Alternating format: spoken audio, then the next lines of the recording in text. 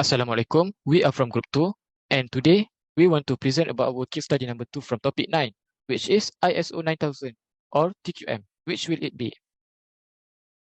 This is my group members consisting of 5 people, and for the discussion question, I will answer the first question, which is, assume you are siding with the VP of operation, list the argument for implementing the TQM. Okay, for your understanding, total quality management also can be referred as a TQM. TQM, unlike ISO, is an activity or method for organization to enhance quality and maintain a culture, to build and sustain quality in order to gain customer and obtain a competitive advantage. By combining the organization function, TQM prioritizes customer satisfaction, and hence each department are considered to be procedure, whereas organization are nothing more than a collection of this process. Thus, every individual, activity, and department should be committed to the efficiency and efficacy of their operation, which will eventually result in an exceptional customer experience. There are numerous ways for the organization to implement the principle according to Deming or Crosby and Juran. The 8 principles involved in TQM is the first one, focus on customer. It can be defined as focus customer feedback and input are really important for the organization. This is to ensure the quality of the product and service, and focus on customer also will benefit the organization itself. Number 2 is employee involvement. This can be defined as each employee should be work toward the organization predetermined goals. Thus, the organization should give the employee full autonomy to ensure their maximum contribution. The third one is process-centered. Process-centered can be defined as continually to monitor the process that change the input into output without defect, or known as zero defect. The fourth one is integrated system. It can be defined as all activities and division in the organization should be integrated, and the work improvement technique should be developed to ensure the smoothness of the operation of the organization. The next one is the strategy and systematic approach. This can be defined as all the company plans and objective should be very important part in the quality management. Thus, this step or principle can be defined as the most important thing in achieving the quality. The next one is decision making based on fact. This can be defined as all the company decision should be based on facts or data, because this method is very accurate and informative based on factual. The next one is communication. Okay, for the communication, it can be defined as all the organization employees should be educated on the organization plan or objective via the effective communication, so that the employee can work toward the goal and the objective of the company. The last one is the continuous improvement. All organizations should implement the continuous improvement with creating a method, because with the continuous improvement, the organization should be more competitive than their predecessor. And as a vice president of operation, it will be more beneficial for the whole firm to follow this principle and integrate it in order to keep market share rather than to obtain ISO certification.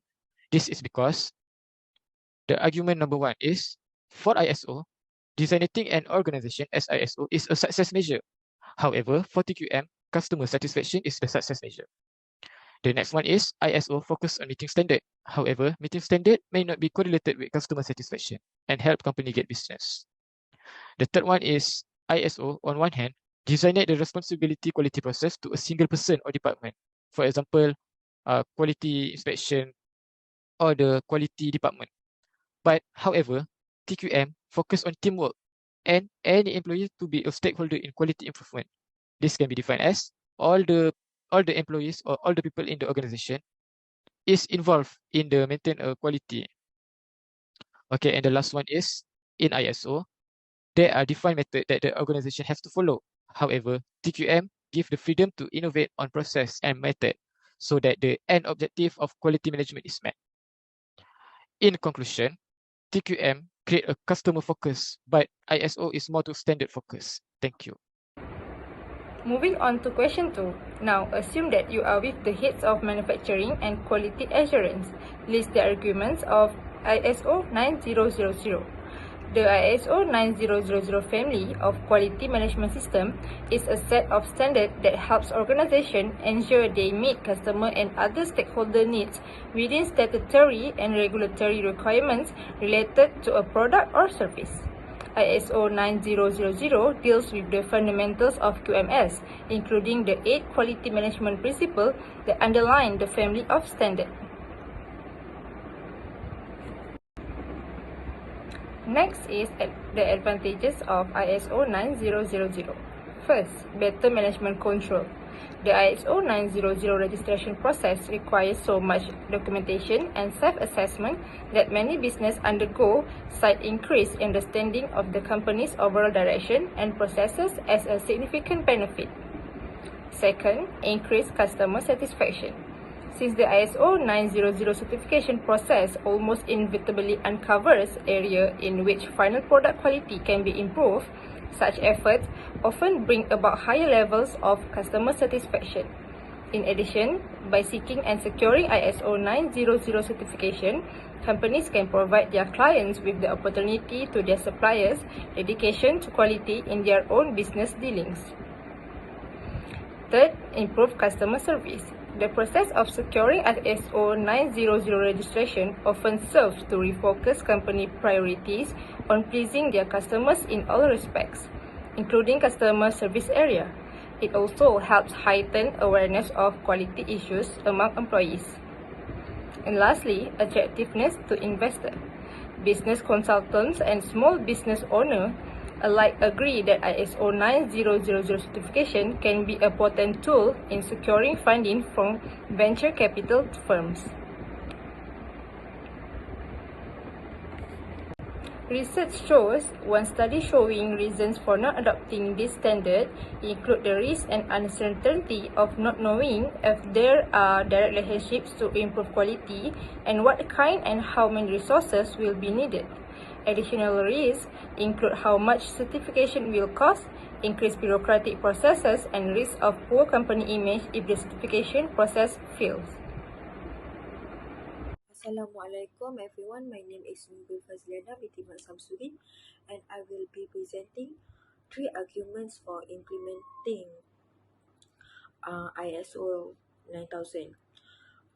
According to an article by Joe Seddon, there are 10 arguments against ISO 9000. However, today we are going to focus just on 3 arguments. Firstly, ISO 9000 encourage organizations to act in ways that make things worse for their customer. Secondly, ISO 9000 teach has not encouraged managers to think deeply and prioritize about quality. And thirdly, ISO 9000 has failed to foster good customer relations. The first argument is ISO 9000 standard has led the company to act in ways make customer having trouble while purchasing the product or getting any service from the company. ISO 9000 might be good for internal focus, for example documentation. However, this standard also bring damage to the relationship between the organization and the customer. The second argument is the ISO 9000 standard has not encouraged managers to learn more and prioritize quality in their management.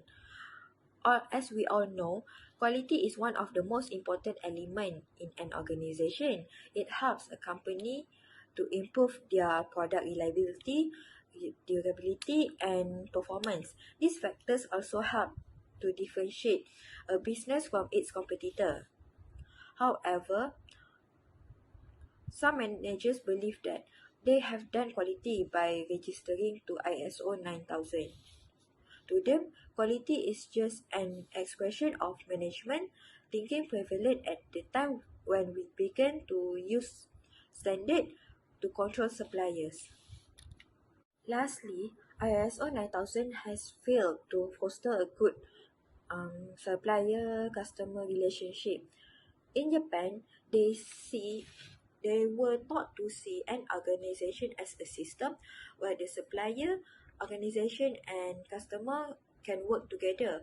However, ISO 9000 has developed a very different view where the supplier are supposed to show that they are registered to the standard, and for the um, customer organization, they were supposed to do their job as according to the standard. In other words, ISO 9000 has sub-optimized the good relationship between these three parties. Assalamualaikum everyone. My name is Diomakai bin Shirasli. I will present my answer for question 3. In my opinion, after hearing both sets of arguments, which is total quality management and ISO 9000, I believe there is a third approach that can satisfy both groups. I would like to propose the Malcolm Baldrige National Quality Award or MBNQA. Before that, let me explain a little bit about this award. The Malcolm Baldrige National Quality Award (MBNQA) is an award established by the U.S. Congress in 1987 to raise awareness of quality management and recognize U.S. companies that have implemented successful quality management systems. The award is the nation's highest presidential honor for performance excellence. The award is named after the late Secretary of Commerce Malcolm Baldrige, a proponent of quality management. An independent board of examiners evaluates organizations that apply for the MBNQA. Recipients are chosen based on their performance and progress in 7 areas known as the Baldrige criteria for performance excellence. The first criteria is leadership. It observes how top leaders in the company lead the organization. For example, its governance system, ethics, legal, and social responsibility. Next, strategic planning. Discuss on how a company establish strategic goals and action plans. In other words, how they are deployed and how progress is measured. The next point is customer focus. It tells on how the organization develops and maintains strong long-term customer relationship. For instance, listening to the voice of customers and making use of customers' info for improvement. Besides, the fourth criteria is measurement, analysis, and knowledge management. It examines how an organization selects, gathers, analyzes, manages, and improves its data, information, and knowledge assets. Another criteria is human resources focus, which is how the HR practices in the company empowers and involves its employees to achieve goals. This is so crucial so that the organization's work system and HR are aligned with each other. Furthermore, the sixth criteria is process management, where it analyzes how a company identifies and manages its important processes. This helps for creating customer value and achieving business success and growth for the long term. Last but not least, the last criteria is business result, meaning that it examines how an organization performs and improvement in a key business area.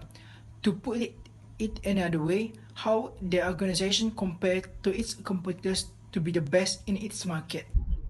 The purpose of Malcolm Baldrige National Quality Awards (MBQNA) is first to raise awareness of the importance of performance excellence. Second is to galvanize enterprises who improve the quality of their goods and services and show excellent performance, and share this information to the other organizations so they may tailor it to their own needs. Third, it is to motivate the US company and organizations to improve their quality standard and to strive for excellence.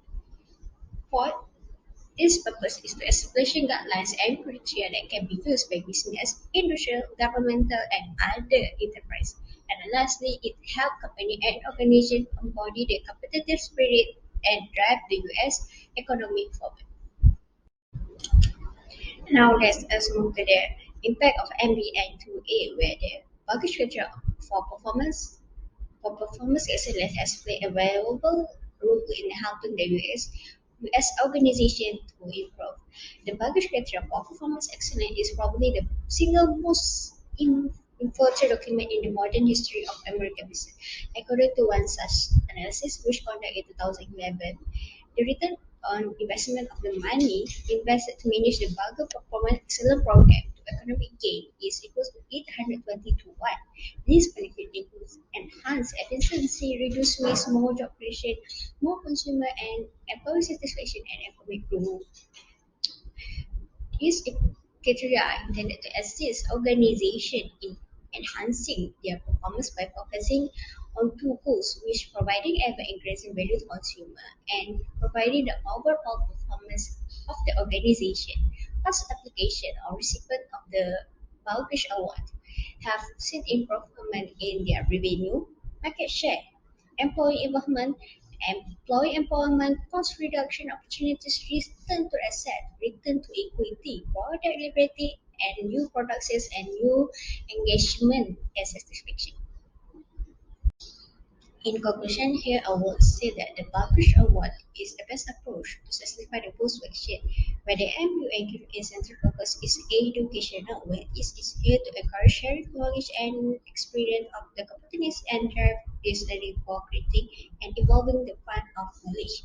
While the purpose of ISO 9000 registration is a conformity to practice specifically the registration own quality system. Its central purpose is to enhance the facilitate trade, and the 2PM focus on improving the internal operation.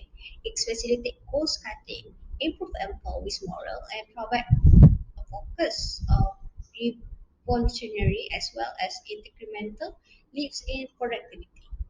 Overall, ISO 9000 registration covers less than 10% of the scope of the Baltic Award criteria and does not fully address any of the criteria items. Therefore, companies required to elected to seek ISO 9000 and EQM are encouraged to integrate their conformity effort with the Baltic Award competitiveness government framework. That's all from me. Thank you.